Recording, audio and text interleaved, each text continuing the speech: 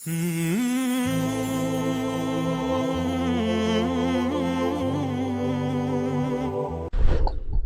اللہ الرحمن الرحیم والصلاة والسلام علی رسولہ الکریم وعلی آلہ وصحبہ اجمعین، اما بعد۔ ایک ہی راستہ شروع سے رسول اللہ صلی اللہ علیہ وسلم تک اللہ تعالیٰ نے اپنایا، اس میں کوئی دوسرا راستہ ہمیں نظر نہیں آتا۔ علماء ہر دور میں تھوڑے ہوتے ہیں، اور اس دور میں اور بھی تھوڑے تھے، ایسے مدارس نہیں تھے، ایسے کھلے عام علم کا نظام نہیں تھا۔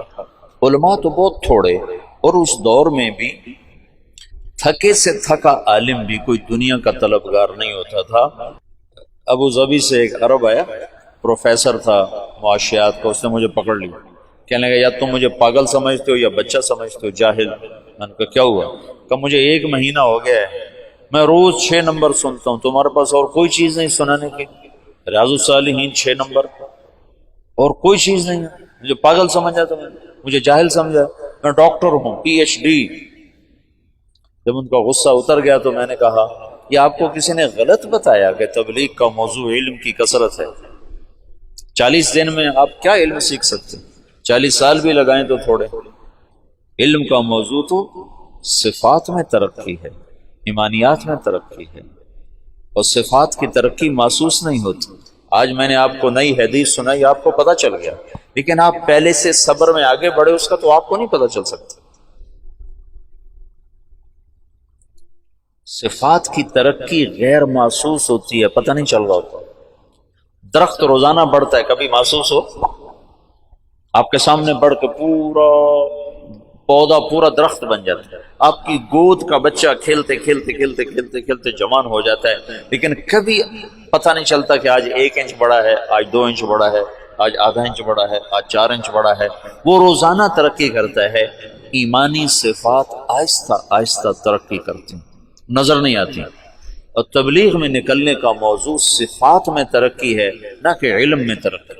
علم کے لیے مدارس ہے، صفات میں ترقی کے لیے مجاہدے ہیں، ناگواریاں ہیں۔ تو تبلیغ کا جو موضوع ہے وہ صفات میں بڑھوتری۔ میں ایک سفر کر کے آیا 1 مہینے کا، بہت زندگی کا اوکھا ترین سفر تھا وہ۔ تو میں رائمنڈ میں ایسے بیٹھا تھا، 3 چلے کی بات، تو ایک میری 18 سال عمر تھی، تو ایک صاحب میرے پاس بیٹھے تھے، کہنے لگے بیٹا کہاں سے آئے ہو؟ میں نے کہا جی میں ادھر گیا تھا قصور کی طرف، 1 مہینے کا سفر۔ کیا سیکھا؟ کیا سیکھا؟ کچھ نے کہ کیا سیکھا؟ اور جو میرے ساتھ گئے تھے سب ان پڑھ، سارے ان پڑھ، امیر بھی ان پڑھ، اور روزانہ لڑتے تھے۔ عجب لڑائی تھی، جماعتوں میں لڑائی ہوتی ہے، سالن اچھا کیوں نہیں بنایا؟ وہ لڑتے تھے سالن اچھا کیوں بنایا، اس پہ لڑتے تھے۔ آج آلو زیادہ کیوں ڈالیں، آج دال زیادہ کیوں ڈالیں۔ ایک پٹھان کہتا تھا میں نے چائے نہیں پینی، میرے 4 آنے روزانہ واپس کیا کرو۔ 4 آنے کی چائے کی پیالی ہوتی تھی، اگر میرے 4 آنے واپس کیا کرو۔ ایک تھا رنگڑ، اس کا نام تھا سلیمان، وہ بریلویوں کی مسجدیں جہاں جائے وہ اذان دینا شروع کرتا، اس کو امیر اور اس کی روزانہ لڑائی ہو۔ وہ کہے تو نے ریونڈ میں سونا نہیں تھا، اذان نہیں دینی، مسجد کے کام میں دخل نہیں دینا۔ وہ کہ ریونڈ والے کو ٹھیکیدار جو اذان دے گا اس کی گردن اونچی ہوگی میں دوں گا۔ اب وہ بسی والوں کی لڑائی ہو گئی، تو نے اذان کیوں دی؟ وہ امیر اس سے لڑے، تو نے اذان کیوں دی؟ اس پہ دونوں کے آپس میں گتھم گتھا۔ ایک دفعہ امیر کی ڈیوٹی لگی کھانا پکانے کی، وہ اس کو کچھ نہیں ملتا ہی کچھ نہیں، سالن نہیں بن سکا، تو اس نے چاولوں میں گڑ ڈال دیا، چلو میٹھے ہو جائیں تو کھائے جائیں۔ تو ایک ڈیرہ اسماعیل خان کا، تو اس نے ڈوئی اٹھا کے جو ماری نا اس کو کہ تو نے میٹھے چاول کیوں بنائے، ہم قرضہ لے کے آئے، تم نے اتنا پیسہ کیوں خرچ کیا۔ یہ سفر تھا، تو اس میں کیا سیکھتا؟ اور خرچہ کیوں کیا، اتنا خرچہ کیوں کیا؟ اور 1 مہینے کا خرچہ پتہ کتنا تھا؟ کرایہ ملا کر رائمنڈ سے رائمنڈ 27 روپے، 27 مجھے آج تک یاد ہے۔ 1 مہینے کا سفر، اور ہم رائمنڈ سے چلے قصور، قصور سے چلے مائی رابو، دیپال پور کی طرف ایک جگہ تھی، وہاں سے پیدل چلے اور کوئی 30 40 50 کلومیٹر کا سفر کر کے ہم دوبارہ قلعہ سوندا سنگھ، وہ دیپال پور کے بالکل ساتھ ایک اڈا آتا ہے، وہاں پہنچے، وہاں سے پھر واپس قصور، قصور سے رائمنڈ۔ اس سارے میں کرایہ شامل تھا، اور کھانا ہم روزانہ خود بناتے تھے۔ پورے سفر میں شاید 1 یا 2 ہماری دعوتیں ہوئیں، اور وہ ہمارا ٹوٹل 27 روپے خرچ آیا تھا، اور اس پر بھی روزانہ لڑائی ہوتی تھی کہ تم نے آج سالن اچھا کیوں بنا۔ وہ عجب سفر تھا۔ تو اس میں سیکھنے کے لحاظ سے تو کچھ بھی نہیں، تمہارا ذہن ہے معلوماتی، تمہیں کوئی نئی نئی چیزیں معلوم ہو تو تم ایسے کر کے بیٹھتے ہو، ایسے کرتے ہو، اور ایک ہی چیز دہرائی جائے تو تم یوں بیٹھتے ہو، یہ کیا ایک ہی بات دہرائی جا رہی، ایک ہی بات، یہ تو مجھے پتہ ہے، یہ تو مجھے آتی ہے، یہ تو مجھے معلوم ہے۔ صفات میں ترقی ہوتی ہے اسی صفت کو بار بار سننے سے، اسی کو بار بار بولنے سے۔ علم کی ترقی کے لیے ہے مدرسہ، تبلیغ صفات میں ترقی کا سفر ہے۔ ایمان کو روز سنو تاکہ ایمان بڑھے، نماز کو روز سنو سناؤ تاکہ نماز بڑھے، علم کو روز فضائل کو سنو تاکہ عمل کا شوق پیدا ہو، روز ذکر کرو تاکہ اللہ سے تعلق پیدا ہو، روز اپنے اخلاق سنو سناؤ تاکہ تواضع پیدا ہو، روز اپنی نیت کے بارے میں سنو تاکہ نیت اچھی ہو۔ یہ ایک چیز کو بار بار سنو۔ کہنے لگا آپ نے کیا سیکھا؟ میں نے کہا میں نے اپنی طبیعت کے خلاف رہنا سیکھا۔ یہ مجھے آج تک یاد ہے، 1972 کی بات ہے۔ میں نے کہا میں نے اپنی طبیعت کے خلاف رہنا سیکھا کہ وہ 1 مہینہ میرا 1 منٹ دل نہیں چاہتا تھا ان کے ساتھ وقت گزارنا، کیونکہ میں کالج سے نکلا، میں نے ان کو دیکھا سارے ان پڑھ دیہاتی، تو میرے جی میں آیا یہ مجھے کیا سکھائیں گے، ان سے تو پہلے ہی زیادہ میں جانتا ہوں، معلوماتی ذہن، معلوماتی۔ تبلیغ کا فائدہ ہے صفاتی نہ کہ معلوماتی۔ تم ایک ان پڑھ کی بات بھی دھیان سے سنو گے تو اللہ کی قسم تمہیں بیان کی حلاوت محسوس ہوگی۔ تم سنتے نہیں ہو، صرف بیٹھتے ہو۔ وہ کہنے لگا آپ نے بہت بڑی چیز سیکھی، ماشاءاللہ ماشاءاللہ، آپ نے بہت بڑی چیز سیکھی۔ مجھے نہیں خبر وہ کون تھے، ایسے مہمانوں میں تھے۔ ماشاءاللہ ماشاءاللہ، آپ نے بہت بڑی چیز سیکھی، کہ 1 منٹ کے لیے دل نہیں چاہتا تھا کہ میں ان لوگوں کے ساتھ رہوں، لیکن ساتھ چلا، طبیعت کو ناگواری میں رہنا آ گیا۔ آگے بہت ناگواریاں دیکھنا میرے لیے طے تھا، تو اللہ نے میرے پہلے سفر میں ایسی بنیاد بنائی کہ میں پس کے رہ گیا، روزانہ میں بھاگ جاؤں گا۔ ایک دفعہ تو میں نے بستر باندھ لیا، بستر باندھ کے اور اس پر ایسے گھٹنے ٹیک کے اس کو گانٹھ لگا رہا تھا کہ مجھے اپنی حیت یاد، کیفیت یاد، یوں میں ایسے تھوڑا سا نیچے ہو کر میں نے اس کو گانٹھ لگائی اور اٹھانے کے لیے جھکا تو ایک دم پھر کوئی طاقت نے مجھے وہاں سے پیچھے ہٹا دیا۔ علم کا موضوع ہے تبلیغ میں تاثر اور عمل کے شوق کا پیدا ہونا۔ پھر جو تبلیغ میں ذکر ہے اس سے مراد مشائخ کا ذکر نہیں، تبلیغ میں ذکر سے مراد وہ ہے جو ساری امت کر سکے، وہ اذکار مسنونہ ہیں۔ اذکار مسنونہ ہی تبلیغ کی دعوت ہیں۔ تبلیغ میں کوئی ایسی دعوت نہیں ہے جس پر امت جمع نہ ہو سکے، اور امت کے جمع ہونے کے لیے صرف تبلیغ کا کام، صرف سنت الرسول ہے۔ اس میں بھی علمی طور پر، فقہی طور پر اختلاف پیدا ہو گئے فروعی درجے میں، تو کہاں اتفاق ہو سکتا ہے بات کے اذکار میں؟ صبح شام کی دعائیں یہ ذکر ہے، اذکار مسنونہ یہ ذکر ہے، موقع کی دعا یہ ذکر ہے، قرآن کی تلاوت یہ ذکر ہے، دعا یہ ذکر ہے، اور اللہ کا دھیان بذات خود ذکر ہے۔ ذکر سے مراد مشائخ کا ذکر نہیں ہے کہ چشتیہ کا اور ہے، نقش بندی کا اور ہے، قادری کا اور ہے، سہروردی کا اور ہے، پھر کوئی اس کو رد کرتا ہے، کوئی اس کو رد کرتا ہے، لیکن مسنون ذکر کو کون؟ تیسرا کلمہ پڑھو بھائی، کون کہے گا کہ یہ غیر اولا ہے اور یہ اولا ہے؟ درود شریف پڑھو، استغفار پڑھو۔ اس میں مولا منظور نعمانی رحمت اللہ علیہ نے لکھا ہے کہ کتنے ظلم و ستم کی بات ہے کہ مشائخ کے ذکر کو ذکر سمجھتے ہیں اور رسول اللہ کے بتائے ہوئے ذکر کو ذکر ہی نہیں سمجھتے، اور مشائخ کا ذکر کرنے کے لیے تو اہتمام سے بیٹھتے ہیں اور رسول اللہ کا ذکر کرنے کے لیے اہتمام نہیں کرتے، حالانکہ مشائخ کے ذکر میں ولایت کا نور ہے اور میرے نبی کے بتائے ہوئے ذکر میں نبوت کا نور ہے۔ کہاں نور نبوت، کہاں نور ولایت، کہاں سورج، کہاں ستارہ؟ ستارہ تو نظر ہی نہیں آتا۔ میں صبح شام کی دعاؤں کا اہتمام کرتا ہوں، جب سے میں نے ادب المفرد پڑھی 1974 سے۔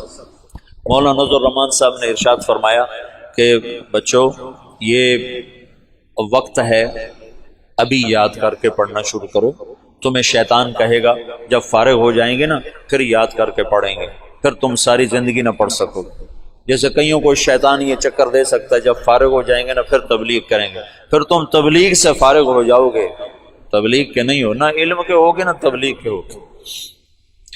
تو میں نے صبح شام کی دعاؤں کا اہتمام شروع کر دیا، لیکن موقع موقع کی دعا میرے ذہن سے ذہول تھا، میں نہیں پڑھا کرتا تھا۔ ہاں باقی تسبیحات کا، تلاوت کا اہتمام تھا۔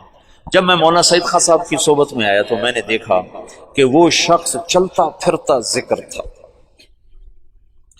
ہر موقع کی دعا، ہر موقع کی دعا۔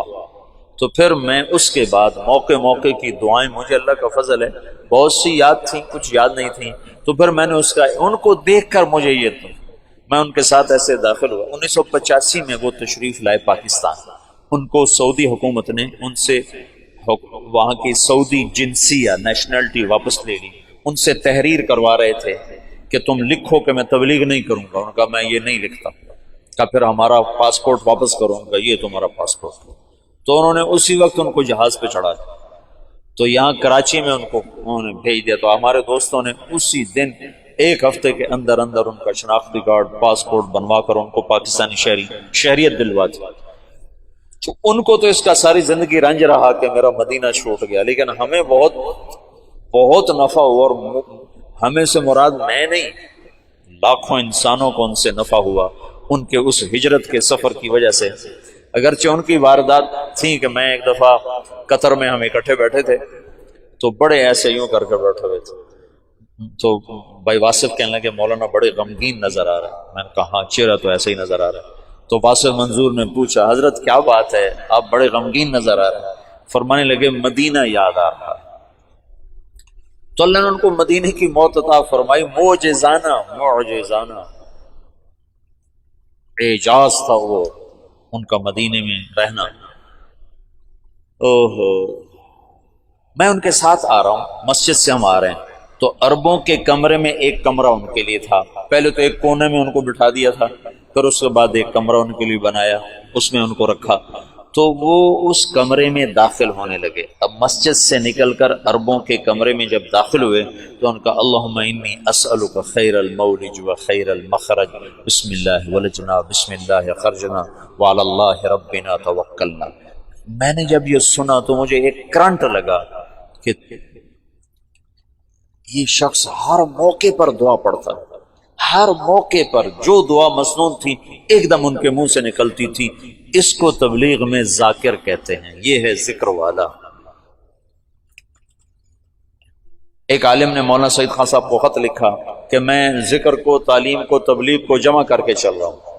تو مولانا سعید خان صاحب نے اس کا جواب لکھوایا جو میں نے خود پڑھا کہ تبلیغ کے کام کے ساتھ صحابہ والا علم اور ذکر تو جڑ سکتا ہے، بعد کے مشائخ کا علم اور ذکر تبلیغ کے ساتھ نہیں جڑ سکتا، کہ صحابہ کا علم اور ذکر تبلیغ کے ساتھ نقل و حرکت میں تھا، اور بعد کے دور کے علم اور ذکر کا تقاضا بیٹھنے کا ہے اور تبلیغ کا تقاضا چلنے کا ہے، تو ان دونوں میں جوڑ ہو نہیں سکتا۔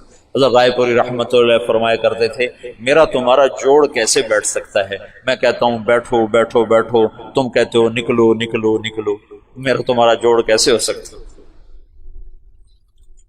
تو ذکر سے مراد ذکر مسنون ہے، ذکر دعا ہے، ہر موقع کی دعا تمہاری زبان پر اپنے آپ جاری ہو جائے۔ حسن حسین میں ایک نظر ڈال لو، تم سارے عربی پڑھے ہوئے ہو اور ماشاءاللہ سارے اچھے ذہن کے بچے ہو، چند دن اہتمام کرو گے پھر تمہیں اسکو یاد ہو جائے۔ مولانا کو دیکھ کر میں موقع کی دعاؤں کا عادی ہوا، ورنہ پہلے عادت نہیں تھی، صرف کھانے کی دعا، سونے کی دعا بس۔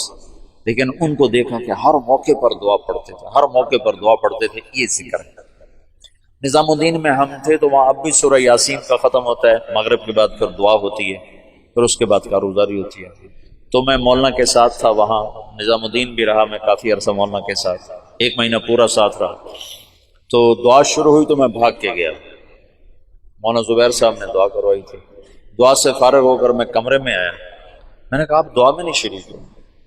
کہنے لگے جو چیز صحابہ کے دور سے ثابت نہ ہو میری طبیعت اس کی طرف چلتی نہیں، میری طبیعت اس کی طرف چلتی نہیں۔ یاسین کا ختم، اس کے بعد دعا، یہ مشائخ کا ترتیب تو ضرور ہے تو اس کا انکار نہیں ہے، لیکن میری طبیعت ادھر چلتی ہے جو چیز صحابہ سے ثابت ہے، امت اس پہ جمع ہو سکتی۔ تو تبلیغ کا ذکر، یہ 3 تسبیحات، صبح شام کی دعائیں، موقع کی دعا، اور یہ ہاتھ اٹھا کے دعا مانگنا اور قرآن کی تلاوت، یہ ذکر ہے۔ چوتھے نمبر کا منتہا ہے کہ تم برے کے سامنے، برائی کے سامنے، برا کرنے والے کے سامنے صبر کر جاؤ، چپ کر جاؤ، یہ اس کی ابتدا ہے۔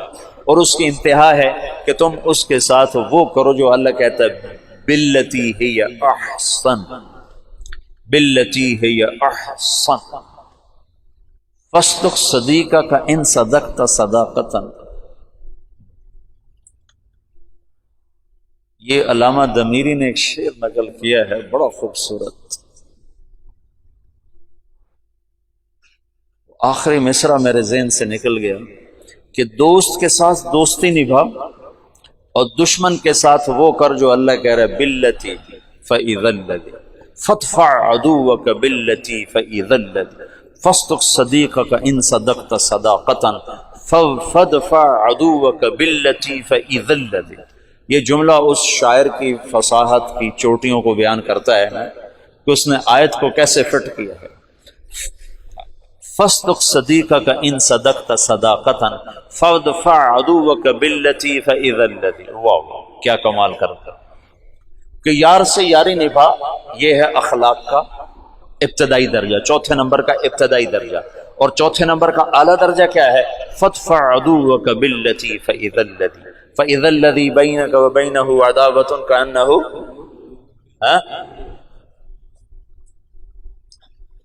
چوتھا درجہ ہے وصبر، آخری درجہ ہے وصبر علی ما یقول، علی ما یقول، علی یوں ہے یوں، ما یقولون، ما یقولون کیا مطلب ہے؟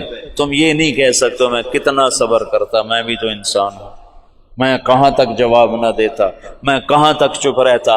تو علی کہتا ہے آخر حد تک چپ، آخر حد تک چپ، علی علی آخری حد تک چپ، آہ نہ کر، چپ ہو جا بس۔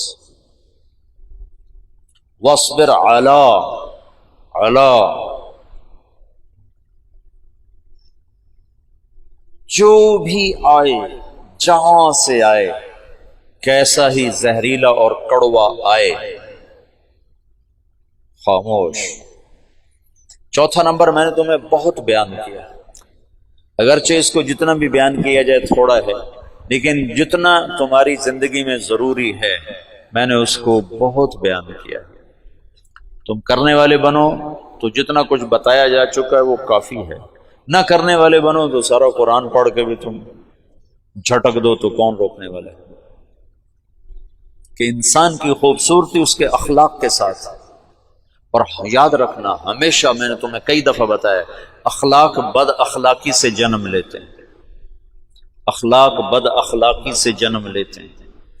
تبلیغ میں تمہیں لوگ ملیں گے، کوئی تمہاری تربیت کے چکر میں ہوگا، کوئی تمہاری اصلاح کے چکر میں، یہ صرف تبلیغ کی بات نہیں، تم گھر میں اپنوں سے، غیروں سے، بہت سوں سے تمہیں ناگواریاں، وَلَتَسْمَعُنَّ وَلَتَسْمَعُنَّ، یہ ہو کے رہے گا، وَلَتَسْمَعُنَّ مِنَ الَّذِينَ أُوتُوا الْكِتَابَ وَالَّذِينَ أَشْرَكُوا أَذًى كَثِيرًا اذن کثیرا۔ اب اوت الکتاب اور اشرکو کو نکال دو، اپنوں کو یہاں کھڑا کر دو۔ اپنوں سے تمہیں سننا پڑے گا، اپنے سے چھوٹے سے بھی، بڑے سے بھی، برابر سے بھی، آشنا سے بھی، نا آشنا سے بھی، اور اس پر کرنا کیا ہے؟ وَإِن تَصْبِرُوا وَتَتَّقُوا فَإِنَّ ذَلِكَ مِنْ عَزْمِ الْأُمُورِ۔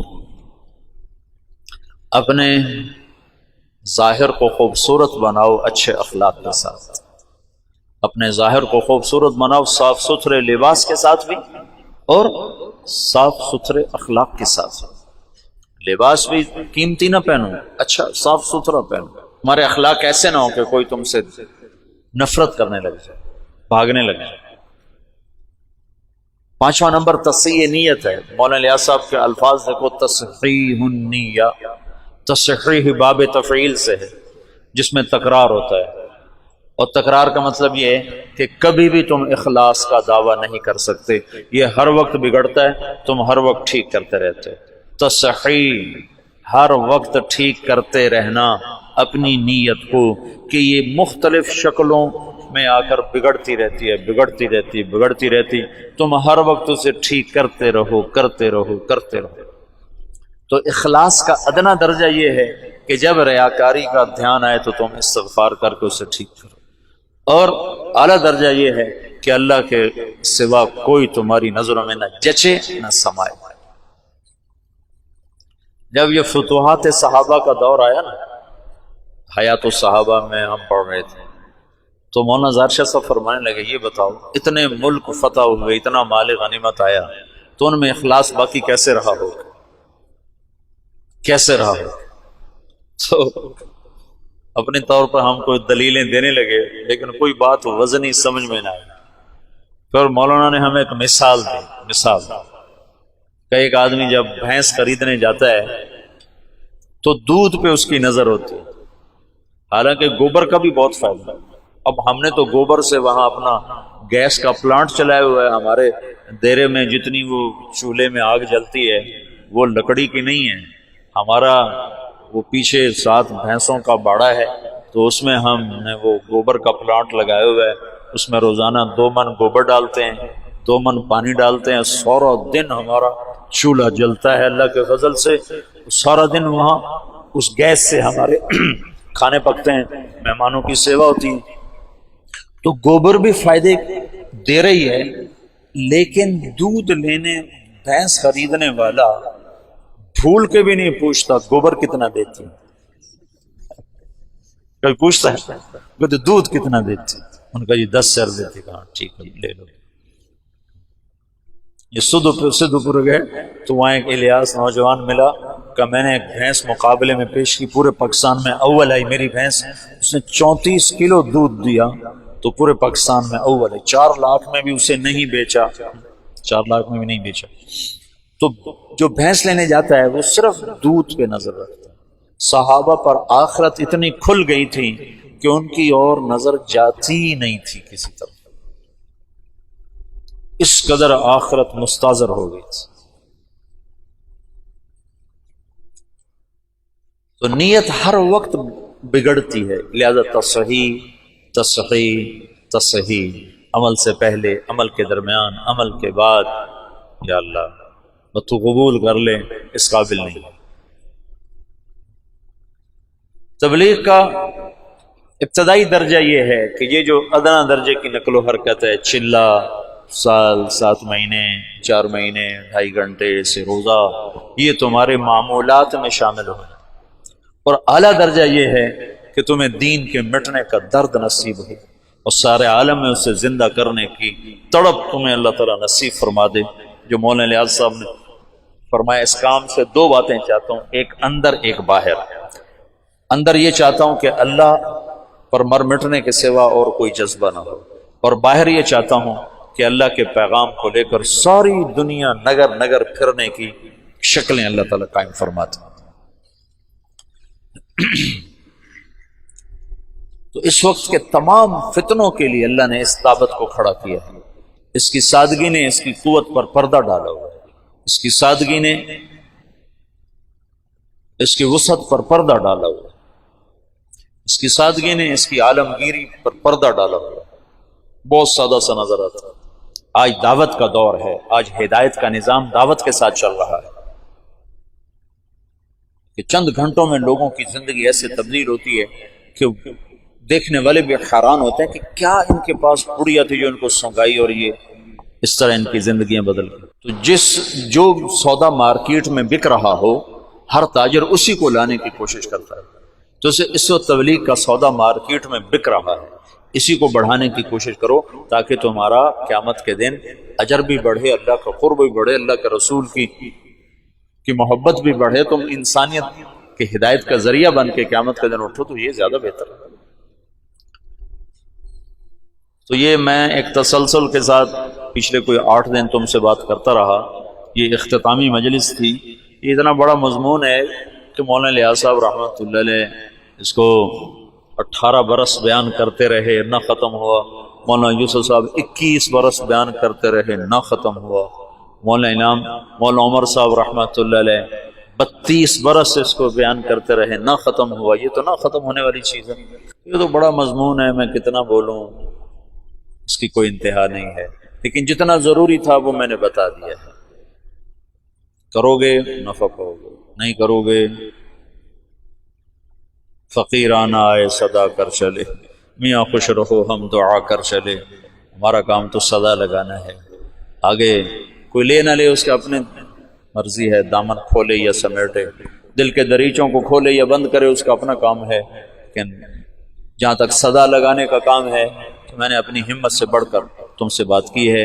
اب آگے کرنا نہ کرنا تمہارے اپنے ظرف کی بات ہے، تمہارے اپنے لینے کی بات ہے۔